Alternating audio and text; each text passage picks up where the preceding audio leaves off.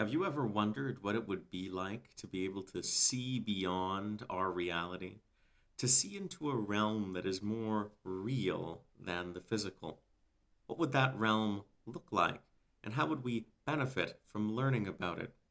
Many philosophers throughout the years have thought of our physical reality as being only one part of a larger cosmos.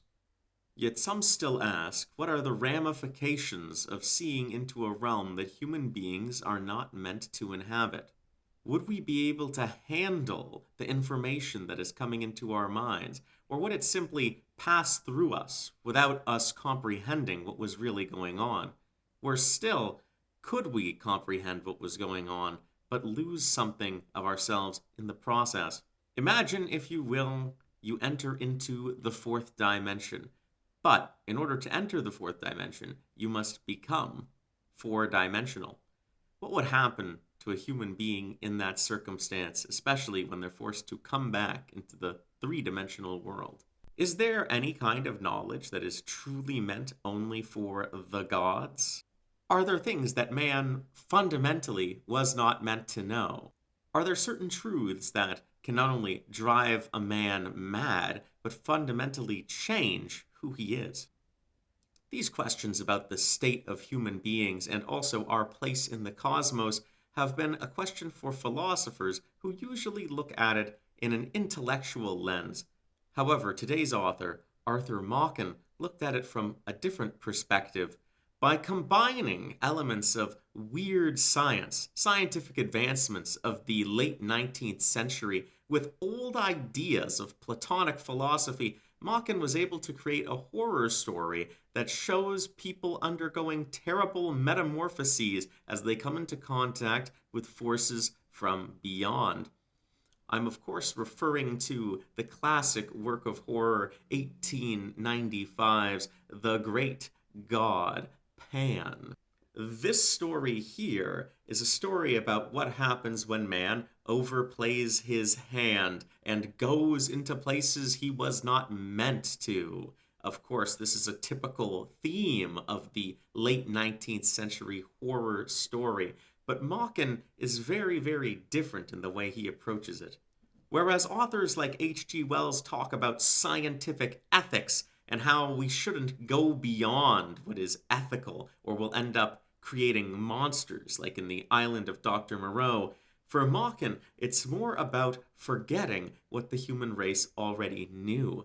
Wisdom that the ancients knew about staying in our lane, so to speak, and not going too far out into the cosmos, not trying to take for ourselves what belongs to the gods. In this story, an overzealous scientist performs a bold new procedure on a willing subject. His attempt to make someone see beyond the veil of physical reality goes horribly awry. A mysterious woman haunts the lives and dreams of several prominent London men. A string of ghastly suicides with no apparent cause rock the city's elite to their core. A man named Villiers searches desperately for answers to the ruination of his longtime friend. What he finds will take him beyond the realms of possibility and move him to take drastic and violent action. Through it all, this group of English gentlemen are trying to answer, or some to avoid, one bizarre question. Who is the great god Pan, and what does it mean to meet him?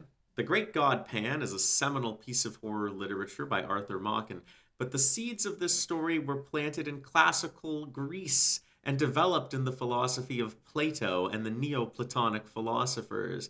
Machen imagines a reality in which the principles of Neo-Platonic philosophy are undeniably true. The realm of forms that exists beyond the physical in the works of Plato can become readily available to human beings through the use of a simple operation on the brain. But this world, this divine state of being, was never meant to be accessed by humans, and we pay a dear cost for entering it. Science conflicts with an ancient pagan worldview. The division between God and man is sundered, but it is not to our benefit. Some lines are meant to never be crossed, and we will pay the price for our hubris. Machen's story is dominated by the malevolent presence of a pagan figure from the far past, the god Pan. But who is Pan? Is he merely a satyr, a figure of ancient Greek comedy? Or does the god hold much more significance? Is he a symbol of something more? One may recall the words of Plutarch in De Defectu Oraculorum. Then the voice shouted to him, "When you are arrived at Pallades, take care to make it known that the great god Pan is dead." Epitherses told us. This voice did much to astonish all that heard it and caused much arguing whether this voice was to be obeyed or slighted. We see that even the Romans were confused. Was Pan a being subject to death, or was he the great god, a being of incalculable significance? We're going to take a look at the story, first summarizing it and giving some thoughts along the way, and then we'll move into an analysis of the themes and more particularly the Platonism of this story, or perhaps I should say Neo-Platonism if I'm going to be careful. Machen's story has an interesting narrative structure, but we do start at the beginning, appropriately enough. To start with, our main characters are a Mr. Clark, Dr. Raymond, and Mary. Based on his studies in the most modern science, Dr. Raymond is convinced that he has found a way to open the human mind to the world of forms, which is usually separated by a veil from our own pale imitation of it in the physical world. Raymond tells us that the ancients referred to seeing this true realm as seeing the god Pan. Before the ritual even begins, Clark finds himself dozing off and dreaming of walking through a forest on a brilliantly hot day. In that forest, a memory of 15 years in the past, Clark encounters an entity that reminds him of the Neo-Platonic version of the monad, a kind of all-in-one being, the being that creates everything and is everything. It is described as such. For a moment of time, he stood face to face there with a presence that was neither man nor beast, neither living or dead, but all things mingled, the form of all things, but devoid of form. And in that moment, the sacrament of body and soul were dissolved, and a voice seemed to cry, "Let us go hence," and then the darkness of darkness beyond the stars, the darkness of everlasting.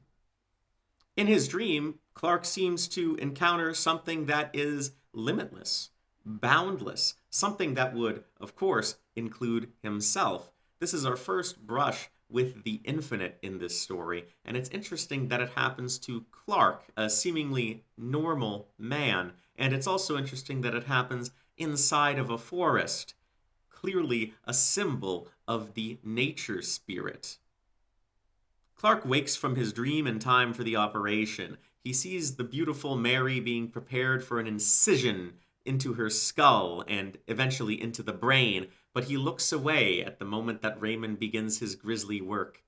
As promised, the whole procedure takes mere minutes, and Mary's head is easily stitched up. When she awakes, Clark and Raymond are both stunned at what they see. Mary's eyes shone with an awful light, looking far away, and a great wonder fell upon her face, and her hands stretched out as if to touch what was invisible, but in an instant the wonder faded and gave place to the most awful terror. The muscles on her face were hideously convulsed. She shook from head to foot. The soul seemed struggling and shuddering within the house of flesh. It was a horrible sight, and Clark rushed forward as she fell shrieking to the floor. 3 days later, Raymond took Clark to Mary's bedside. She was lying wide awake, rolling her head from side to side and grinning vacantly. "Yes," said the doctor, still quite cool. "It is a great pity. She is a hopeless idiot. However, it could not be helped. And, after all, she has seen the great god Pan." Mary's mind has been opened to the realm beyond the veil. It becomes clear, very clear, that this was a terrible idea. In the next chapter, Clark's Memoirs, we continue to follow Clark in the years following the incident. Clark attempts to move on and prove to himself that what he saw was natural, not supernatural, but he can't help himself from occasionally delving into supernatural reasoning. Clark pens a text called Memoirs to Prove the Existence of the Devil, and works to write and rearrange it in the evenings. We are introduced through Clark's readings to a case involving a 12-year-old girl named Helen V. And Helen is the central figure of our story. Helen is moved by her family to a small village in Wales where she resides with a well-to-do farmer called only Mr. R.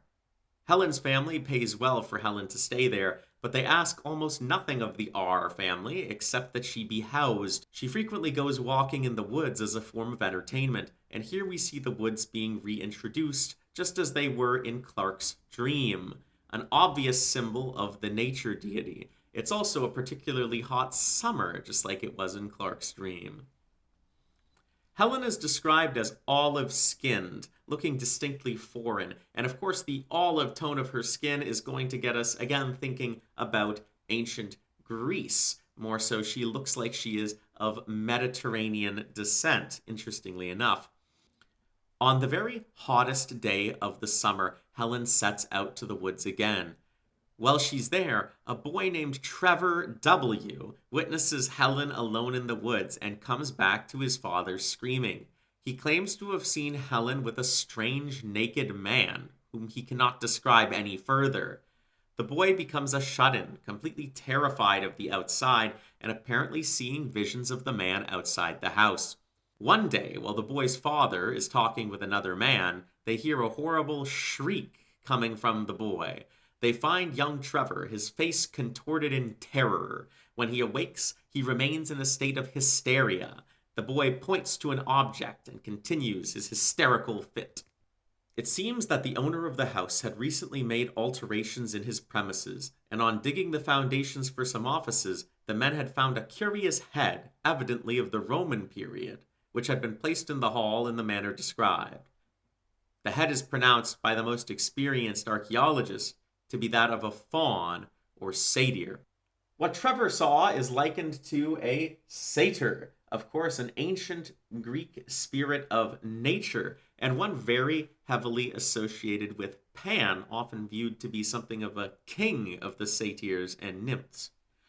The poor boy Trevor never recovers his sanity. It's worth noting here that this moment gives us a shape for our man in the woods. He must resemble the ancient god Pan, or at least the classical depictions of Pan, because the boy seems to recognize his face. That said, the sight of a naked goat man, well, fearful, probably wouldn't evoke this kind of mania in a person. It wouldn't really drive someone insane, so we're still left to wonder what exactly Trevor saw. The incidents continue surrounding Helen as she befriends another villager, a girl named Rachel. One day, Rachel and Helen enter the forest together. Later, Rachel is found weeping in her room. Rachel's account of what happened is cut off as Clark decides to close the book. He recounts that this story was first told to him by his friend Dr. Phillips, otherwise unimportant to the story, who notes also that her flight remains a mystery to this day. She vanished in broad sunlight. They saw her walking in a meadow, and a few moments later, she was not there.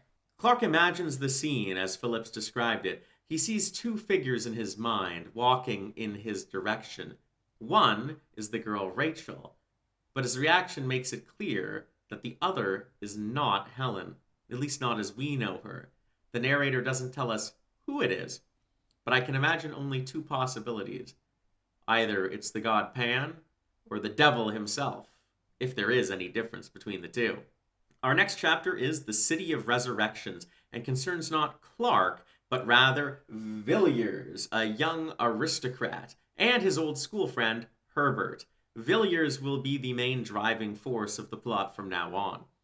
Herbert has become a destitute beggar, asking for money to continue his meager existence. Villiers finds his friend unexpectedly and invites him to come tell his story of hardship. Herbert's life, it turns out, has been ruined by his wife, Helen, the same girl from earlier, it would seem, who has taken all of his money and left him. Beyond this, Helen appears to have been so debauched and so evil that she has irreparably damaged Herbert's sanity. Nonetheless, she held some kind of power over him that caused him not only to sacrifice all his assets, but also to corrupt and debase himself. The woman he avowed had corrupted him body and soul, and Villiers felt that this man had been an actor in scenes evil beyond the power of words. Of course, these scenes are not described for our post-Victorian sensibilities. We see now that this woman, Helen, can corrupt and drive others mad, or at least her friend, the man in the woods, can. But what relationship does she have with the experiment that Clark witnessed earlier? As of yet, we can probably make some guesses, but we really can't tell. Villiers later learns from his friend Austin that Charles Herbert and his wife Helen had actually been quite infamous for an incident a few years back. A young gentleman was found dead in front of their house one day. Doctors are able to determine a cause of death, and yet no one is prosecuted for the crime. This is because the man clearly died of sheer fright, and they have no way of proving the cause of said fright. Even if they were able to tie it back to Helen or Herbert, it is unlikely that a case of frightening someone to death would constitute murder or even manslaughter, especially in the late 19th century. There's something strange about this woman named Helen. In fact, there's something strange about just about everywhere that she visits. Her house is noted as having a most unpleasant physiognomy, meaning that the place would appear ugly or at least very foreboding. But this has nothing to do with the place's physical appearance. There seems to be some kind of spiritual or psychological aspect that causes this perception of the house. We will see just a bit later in the story that this particular location emanates a certain aura of evil, even long after being abandoned. The next chapter is the discovery on Paul Street and recounts Villiers' visit to the residence of Mr. Clark. Villiers is actually a client of Clark who is an investment banker. By pure coincidence, he has come to Clark for his skills of proper judgment, to ask about the case of his friend Herbert. Villiers knows absolutely nothing about Clark's encounter with Mary and Dr. Raymond in the past. There is a lot of coincidence going on in this story, and I will admit everything is just a little bit too convenient with all of these English gentlemen being connected in some way to the case. Villiers tells Clark of his visit to the house that Charles Herbert and his wife Helen had previously lived in, and he describes the unnatural nature of the place. I had hardly put my foot inside the passage when I noticed a queer, heavy feeling about the air of the place. Of course, all empty houses are stuffy and so forth, but this was something quite different. I can't describe it to you, but it seemed to stop the breath. It was one of the rooms on the first floor, though, that was the worst. It was a largish room, and once on a time the paper must have been cheerful enough, but when I saw it, paint, paper, and everything were most doleful. But the room was full of horror. I felt my teeth grinding as I put my hand on the door, and when I went in, I thought I should have fallen fainting on the floor.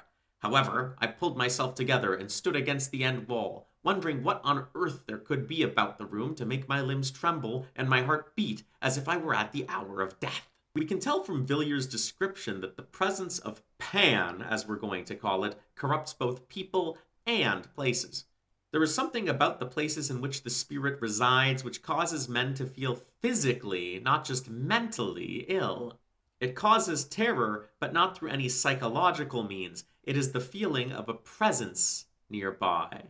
Villiers has taken a picture from the place that he found there, and he shows it to the previously dismissive Clark.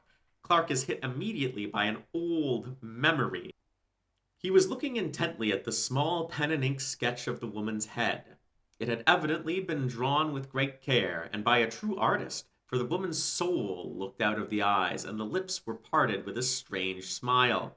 Clark gazed still at the face. It brought to his memory one summer evening long ago. He saw again the long, lovely valley, the river winding between the hills, the meadows and the cornfields, the dull red sun and the cold white mist rising from the water. He heard a voice speaking to him across the waves of many years, and saying, "Clark, Mary will see the god Pan." And then he was standing in the grim room beside the doctor, listening to the heavy ticking of the clock, waiting and watching the figure lying on the green chair beneath the lamplight. Mary rose up, and he looked into her eyes, and his heart grew cold within him. The image that Clark sees of Helen has awakened in his memories a memory of Mary. This is a not too subtle clue regarding Helen's identity, but it also gives us insight into the physical manifestation of Pan's influence, the strange grin across the face that both women share. Clark hurriedly bids Villiers goodbye as he tries to turn his back to the matter. In the next chapter, The Letter of Advice, Villiers talks with his antiquarian friend Austin, who happens to be connected to another important figure in this story, one Arthur Mayrick. Mayrick is an English artist who has died in Buenos Aires at the age of 30. Austin has received a package from Mayrick, a package containing strange illustrations.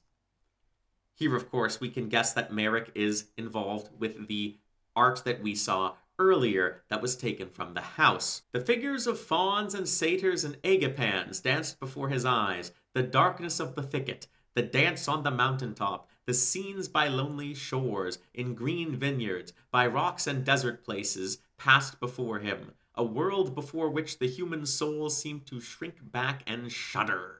Villiers' eyes catch the image of a woman, an image of the very same Helen Vaughan, who was the wife of his friend. We here see another unambiguous connection between Helen and satyrs, as well as, of course, the great god Pan. This must be one of the preferred forms of the deity, appearing in the man's dreams, perhaps. Things are about to get weirder and darker from here on out. What seems to be the mere presence of a divine being in this world is going to turn out to be something even worse. Our next chapter is titled The Suicides.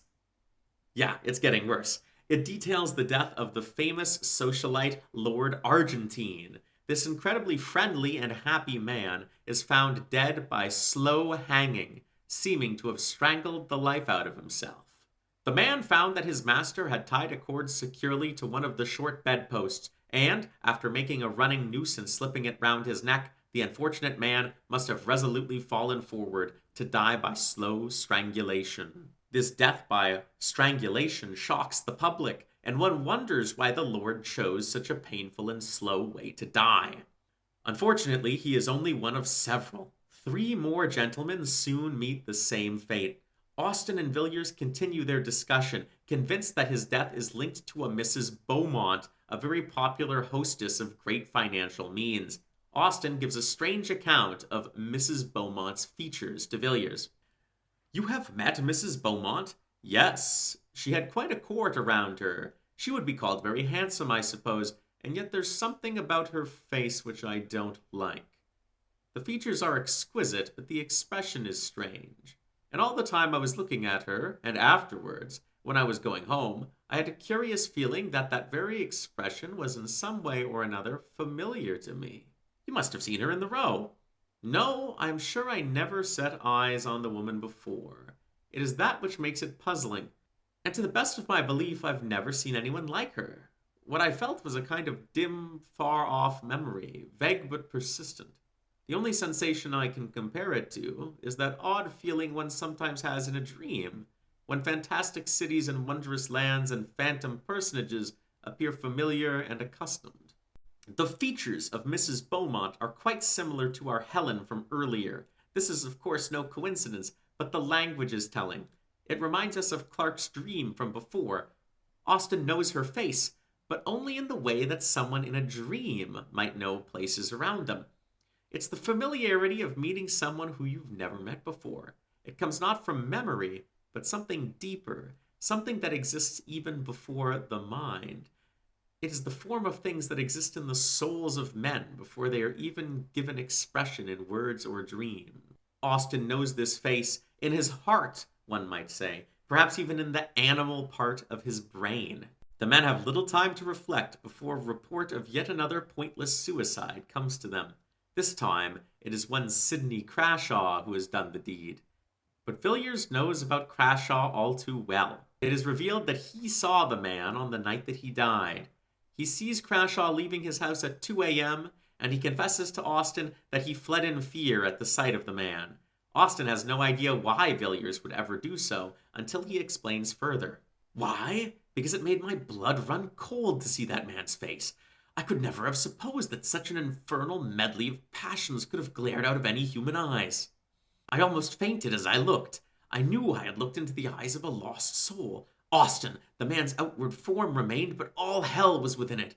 Furious lust, and hate that was like fire, and the loss of all hope and horror that seemed to shriek aloud to the night, though his teeth were shut, and the utter blackness of despair.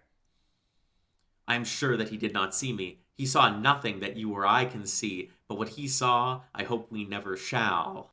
I do not know when he died. I suppose in an hour, or perhaps two, but when I passed down Ashley Street and heard the closing door, that man no longer belonged to this world. It was a devil's face I looked upon. What caused this appearance? Was it madness? Had Crashaw been driven insane by what he saw? Was he experiencing all of the negative emotions the human spectrum has to offer? Was he possessed in some way? Perhaps he was. I don't believe that Crashaw's body here is being controlled directly by an outside force. His face of utter despair would imply that he's still in control of his mind, at least in some way. As Villiers says, the form is there, but hell is within. In my opinion, Crashaw has seen into the beyond and everything that that entails. He has seen greater pleasures than can be had in our realm. But he has also seen the insignificance of the human race, explaining the horror and despair. Perhaps the end of his worldview, crumbling to dust, drives the man to his death. We know that the young boy from before went completely mad upon seeing the great god Pan. Perhaps this experience was the same, or likely even worse. The next chapter is The Encounter in Soho. Austen and Villiers meet again a few weeks later and discuss their progress on the case. Villiers confirms that he has seen Beaumont with his own eyes, and confirms that she is the same person as Helen Vaughan. It is here that Villiers uncovers that Helen was known a few years ago by yet another name, Miss Raymond, the same name as our doctor from the beginning of the story. Yes, the relationship now seems clear. She resided in Soho for a time, committing unspeakable acts before disappearing. However, Villiers learns that Miss Raymond still visits Soho on occasion. Lying in wait for her on the information of an informant, Villiers confirms with his own eyes that this Miss Raymond is Mrs. Beaumont, is Helen Vaughan. The woman has reinvented herself throughout the years, appearing under multiple identities to do God knows what. Villiers has something else, even stranger, the account of another survivor of Mrs. Beaumont's entertainment, the type given to her choicer guests, such as Lord Argentine. Villiers believes that this witness, too, is not long for this world. Austen took the manuscript, but never read it. Opening the neat pages at haphazard, his eye was caught by a word and a phrase that followed it, and sick at heart, with white lips and a cold sweat pouring like water from his temples, he flung the paper down. "Take it away, Villiers. Never speak of this again. Are you made of stone, man? Why, the dread and horror of death itself, the thoughts of the man who stands in the keen morning air on the black platform, bound, the bell tolling in his ears, and waits for the harsh rattle of the bolt, are as nothing compared to this. I will not read it. I should never sleep again." Austen spares himself from seeing the account that he knows would forever change him if he read it.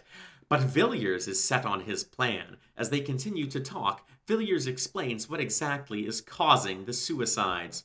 We know what happened to those who chanced to meet the great god Pan, and those who are wise know that all symbols are symbols of something, not of nothing. It was indeed an exquisite symbol beneath which men long ago veiled their knowledge of the most awful, most secret forces which lie at the heart of all things, forces before which the souls of men must wither and die and blacken as their bodies blacken under the electric current. Such forces cannot be named, cannot be spoken, cannot be imagined except under a veil and a symbol to most of us appearing a quaint poetic fancy, to some a foolish tale. But you and I, at all events, have known something of the terror that may dwell in the secret place of life, manifested under human flesh, that which is without form, taking to itself a form. Oh, Austen, how can it be? How is it that the very sunlight does not turn to blackness before this thing, the hard earth melt and boil beneath such a burden?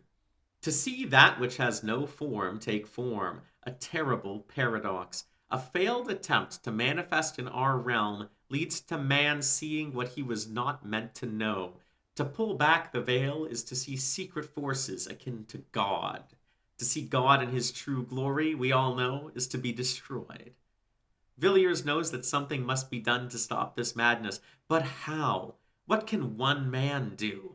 Villiers resolves to go and confront Beaumont along with Mr. Clark. They will bring a noose, of the same kind that the poor gentlemen had used to end their lives. They will offer Mrs. Beaumont a choice: self-destruction or exposure as a murderer. Helen Vaughan dies, aged 23, on July 25th, 1888, as the last of a string of dreadful suicides. Our final chapter is The Fragments. It begins with the notes of one Dr. Robert Matheson, who passes away in 1892, not long after 1888, when his account is written. A journal entry recounts his autopsy of Helen Vaughan's corpse, or what remained of it. Though horror and revolting nausea rose up within me, and an odor of corruption choked my breath, I remained firm. I was then privileged or accursed, I dare not say which, to see that which was on the bed, lying there black like ink, transformed before my eyes. The skin and the flesh and the muscles and the bones and the firm structure of the human body that I had thought to be unchangeable and permanent as adamant began to melt and dissolve. I know that the body may be separated into its elements by external agencies, but I should have refused to believe what I saw, for here there was some internal force of which I knew nothing that caused dissolution and change. Here, too, was all the work by which man had been made repeated before my eyes.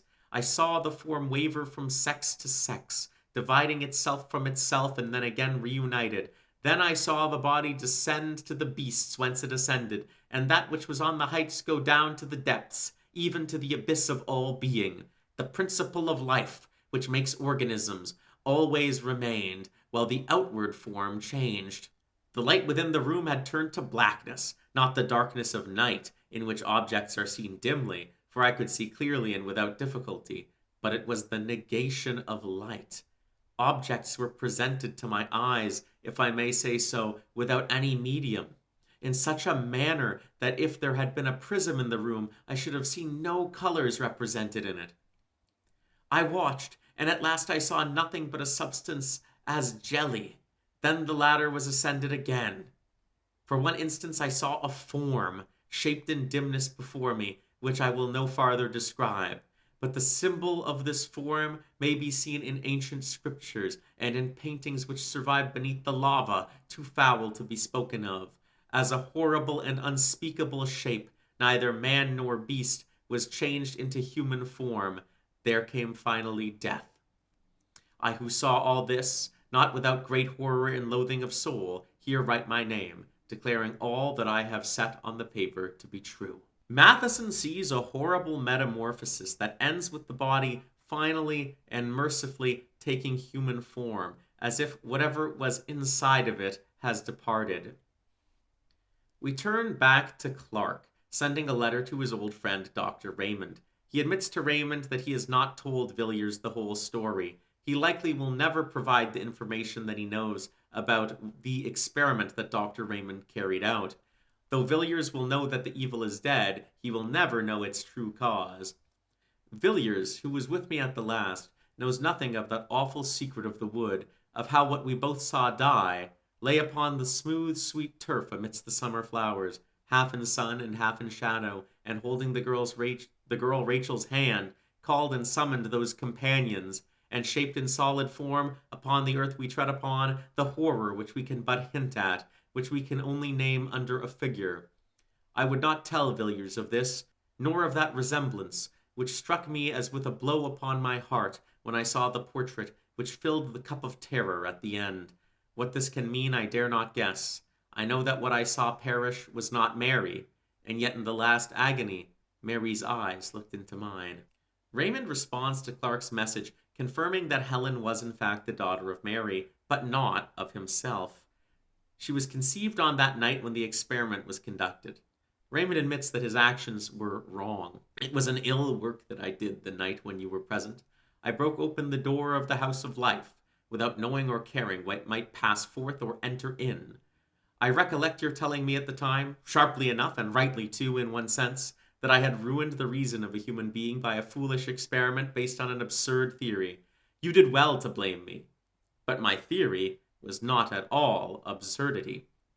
What I said Mary would see, she saw, but I forgot that no human eyes can look upon such a sight with impunity, and I forgot, as I have just said, that when the house of life is thus thrown open, there may enter into that which we have no name. A human flesh may become the veil of a horror one dare not express. Raymond ends his letter by saying that Helen is now with her companions, her friends from beyond that so terrified humans when they took physical form in our world. Machen does something really excellent in this story that I always love to see in horror literature. He takes a philosophical idea and generates a terrifying scenario out of it. In this case, we have the Platonic world of forms and the monad. You will recall from the first chapter that Clark saw in his dream a presence that was not any one thing, but all things at once. This could be the monad, or simply the one, of Neo-Platonism, a school of thought most often associated with the classical philosophers Plotinus, Porphyry, and Iamblichus. The concept, for those unfamiliar, can be thought of like this. There is a thing, for lack of a better word, from which everything else springs or generates. It does not create these things and stand separate from them. Rather, everything emanates from the one, being in some way mystically connected to it. It is simultaneously everything and more than everything, something that we would call panentheism. The one is often conceptualized as a circle in the center of the universe. There are multiple levels of existence which form rings. Somewhat closer to the one is the realm of the intellectual, the realm of ideas, wherein the perfect form of things reside. Further away, or down at the bottom here, we reach the physical world, our physical universe. Somewhat different from modern thought, wherein we think physical reality is usually the basis for all things real. For Platonists, as we get further away from the real, things become more physical. Our world, in a way, is the fakest of all of the realms. Our realm is in some ways simply a mirror, an imperfect imitation of things that are on a higher plane of existence. What Dr. Raymond is trying to do in this story is to allow the human mind to break through the barrier between the world of forms and our world. This will allow humans to experience reality on a level as of yet only hypothesized. Thinkers like Iamblichus engaged in a practice called theurgy to approach closer to the gods and the truth, a kind of mystical connection to the gods through ritual. Dr. Raymond believes he can permanently open the mind to the divine through a surgical procedure. In this case, Raymond uses a small incision in the brain, a fusion of modern science with old theology and philosophy. Now, Machen doesn't have an axe to grind with Platonism, and I don't believe that this is meant to be a rebuttal in any way of Neo-Platonist philosophy. What Machen is suggesting here is much simpler. The physical world belongs to mankind, and the realm beyond belongs to other things. In this story, it seems to be unambiguously the Greek god Pan, as we know that the sight of Pan causes one of the few survivors of Helen to go into a fit, screaming, "The man in the woods! The man in the woods!" Whatever the case may be, we see that when the otherworldly beings manifest into our world, they can only do it as a form of a hideous amalgam, an entity attempting to be all things at once, as we see at Helen's death.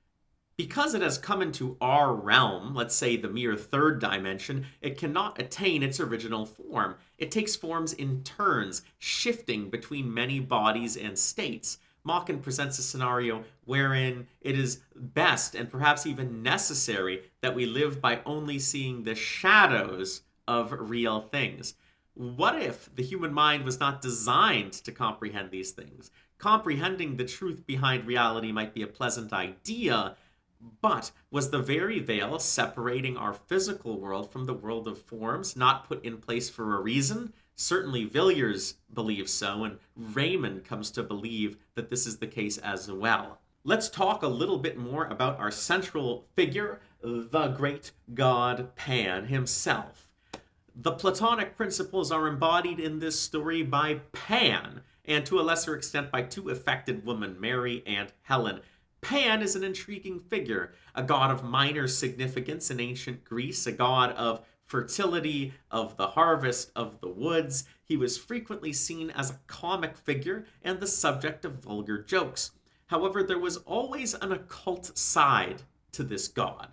Even among the ancient Greeks, there was a sense that Pan was a symbol of something greater. Let's start with the name. Pan is a contraction of the Doric Greek word paon, meaning pasturer or herdsman. Through a contraction of paon, it becomes simply Pan. This etymology was lost on the ancients, who did not yet have a science of historical linguistics. Instead of linking the god's name to Paon, they turned it into a homophone for the word pan, meaning all. The word itself appears in many Greek loanwords into English, as in the words panoply, panorama, pantheism, pancration, and so on. To the uninitiated, this might seem to be a mere coincidence, and as we know in reality, it was. It was simply due to the similar sound of the names. But that didn't stop some from drawing conclusions that the god's significance must be far greater than a mere nature deity. Perhaps Pan, in some way, was the god of all things, a supreme deity.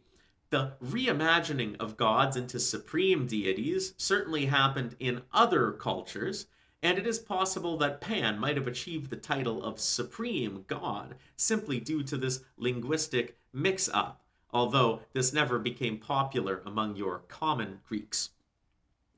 For Machen, the wordplay is used to turn Pan into a symbol of the one, the monad mentioned previously. He is simultaneously the satyr, as is confirmed by the poor boy who sees him in the woods, but that form, terrifying as it is for the boy, is itself only a symbol of the reality. When people look upon the visage of the god Pan, they end up experiencing an intense range of emotions which all appear on a contorted face. They do not undergo the same metamorphosis that Mary and Helen do, but they have an outward appearance on their face of a changed mind. I believe that they have somehow been imparted with a knowledge of the realm beyond the physical. This causes the men to kill themselves. The only people who don't end up killing themselves after seeing these sights are either children, who lack the power to comprehend, and Clark and Raymond, who were both somewhat prepared for what they saw. However, we can't be sure that the death throes of Mary and Helen were the same as whatever Helen was showing her guests. It seems like Helen did have some friends from beyond helping her.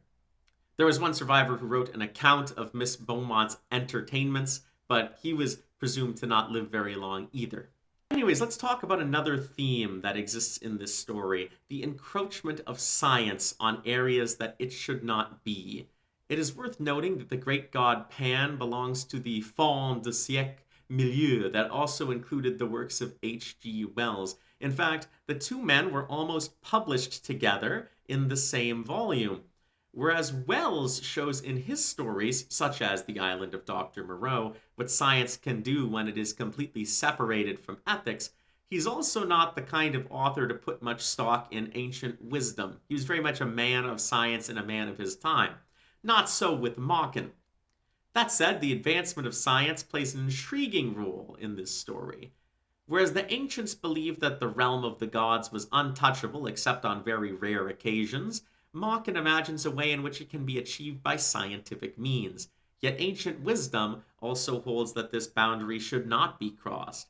Think about all the stories and myths of human beings who were punished by the gods for daring to transgress or daring to try to take up the mantle of godhood.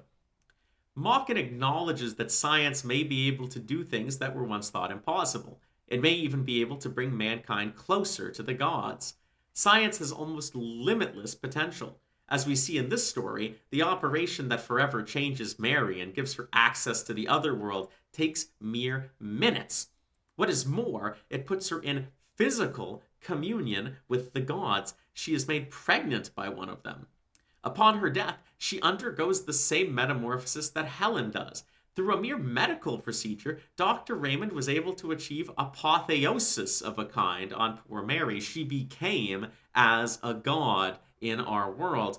While the effect of this change was not a positive one, we see that the power of medical science is not what is in question here. The operation worked. Raymond was correct. Machen is addressing here a theme that we often see in later cosmic horror literature. Just because we can do something, should we do it? Should we go into that scary tomb out in the desert that no one's been in for 1,000 years? Should we go into the far reaches of outer space? Humans are afforded a relatively tiny space in the cosmos, a universe that was getting bigger and bigger in the time of Machen, and in his time, they knew only a fraction of what we do now. Let's talk a little bit about the use of symbols here as a core theme. Later writers of cosmic horror would emphasize the alienness of the entities that their characters are encountering as a way of justifying the descent into madness. Machen's villain, on the other hand, is a familiar figure. It would be safe to say that even today, most adults can identify Pan, the god of the wilderness.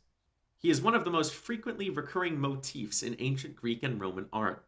He frequently appears even today as a comic figure in works based on Greek mythology. He has even been the inspiration for many other figures in fiction, and of course, to many Christians, he is synonymous with the devil. On the face of it, this goat man is a charming figure, a symbol of nature and merriment. How is Machen able to turn him into a symbol of horror? Villiers says it all when he says, "It was indeed an exquisite symbol beneath which men long ago veiled their knowledge of the most awful, most secret forces which lie at the heart of all things. Forces before which the souls of men must wither and die and blacken as their bodies blacken under the electric current. To many this symbol is quaint and foolish because they have forgotten what the symbol represents." There's a paradox here, perhaps. In order to respect a symbol, we must know what that symbol represents. But what if the symbol exists to keep us safe from reality? This is the situation we are faced with here. Science threatens to undo all symbols by unmasking the whole cosmos before our eyes. Scientific progress threatens to turn everything that we once knew through analogy into a harsh, bare, literal statement. Machen recognizes that sometimes, however, the truth must be understood in an indirect way. We saw in this story that to interact with forces beyond human understanding is to become them, a theme of corruption that we will see crop up in later horror authors.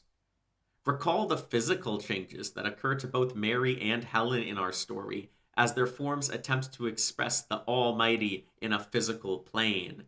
That which is all in one must take on a myriad of forms, trying and failing to express its completeness in our limited three-dimensional space. But the avatar of these changes was once a human.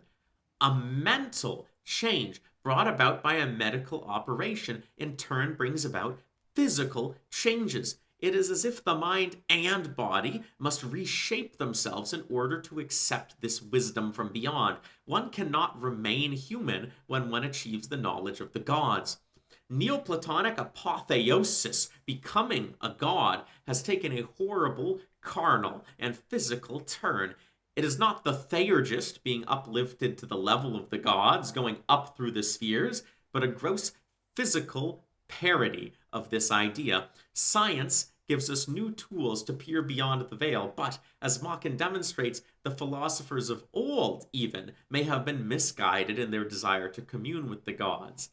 We belong down here, in the realm of symbolic understanding, and we shouldn't attempt to go any further. Lastly, let's talk about madness, good old insanity. The suicides and other deaths of the great god Pan present an interesting challenge to unravel. At first glance, they seem to be a typical case of going mad from the revelation, but there's something more to this madness. The two people most affected by the forces from beyond in this story are, of course, Helen and Mary. What of the others who saw Pan through them? Why did they, and Mr. Clark for that matter, not undergo a similar metamorphosis? The answer might be obvious. Mary had a special operation on her brain, and her child Helen was essentially a demigod. Mary, I've already argued, was similarly a demigod after the operation, but unable to use her powers due to her madness. To turn back to what I think is really a science fiction element within this story, those without alterations to their brains are physiologically incapable of comprehending the great god. This makes sense, as I've also argued previously that to understand the god is to become it. There can be no true understanding of the gods unless you become one yourself. Rather, what the suicides saw was something terrifying, terrifying enough to scare a man to death, as in the case of the poor man who died in front of Charles Herbert's house. But the looks on the faces of the deceased and the face of Mary as she first gazed upon Pan tells us something more. The intensity and range of emotion that their faces express go beyond anything a normal person is able to do. It was such that it caused a confident and courageous man such as Villiers to flee in terror upon seeing it. It is the look of a mind that is stuck forever grappling with what it has seen. Imagine a puzzle that you cannot solve, yet this puzzle is also the most important thing in the world. You know that solving the puzzle is more significant than everything you've ever done, anything you ever will do, and yet a hopelessly wide chasm separates you from the answer. This, I think, is what drove Helen's victims to suicide. They gazed in upon a world of greater significance than they can possibly fathom, a world where everything is more real than reality. Once Helen was done with them, a great fear of this world, but also an intense longing for it, soon developed. An appetite that was insatiable. In despair, those unprepared for this destroyed themselves. Other victims lived on, but in madness or desperation. To conclude this overlong essay, the great god Pan is one of the most conceptually interesting horror stories of all time. In many ways, it pioneered the genres of both cosmic horror and body horror. The image it paints of an utterly insignificant humanity, kept safe only by its lack of understanding, definitely inspired H.P. Lovecraft and countless other horror authors. Its depiction of a disgusting metamorphosis and a tangled amalgam of body parts from across the animal and plant kingdoms still unnerves to this very day. It conjures up images of John Carpenter's The Thing, to think of this horridly writhing mass of animal parts thrashing about as it dies. More importantly, Machen's story engages on a deep level with the limitations of human beings, what we are capable of, what we strive to do, and most importantly, what secrets we should allow to stay buried. Writers like Machen are very interesting because they examine what happens when human potential meets a hard wall. The terror of the great god Pan is in realizing that ancient man knew more in some ways than we do now. Somehow, the human race has slid back into ignorance fueled by arrogance. We have forgotten that the symbols of the past, such as the ancient gods, are not mere grasping at explanations for natural phenomena. The truth was always known, but our ancestors were wise enough to hide it behind the veil of a symbol. To tear away that veil, and a veil it is because it's really so thin, is to meet our insignificance right in the face. This is actually better, in my opinion, than some of the extraterrestrial beings that we see in Lovecraft and other cosmic horror. Since they come from outer space, they still seem to be of our own physical reality in some way. They have physical bodies, and if we go far enough into space, we might conceivably meet them. Machen's Pan lives in a realm beyond, one which we need to fling the door open to in order to access it. The great god Pan is yet another cautionary tale about science going too far. but it does so many interesting things with that core conceit that it feels entirely fresh and original even today. Its intermingling of strange science, ancient deities, and the horror of an infinite, uncaring, and even malicious cosmos is still almost unique in the genre.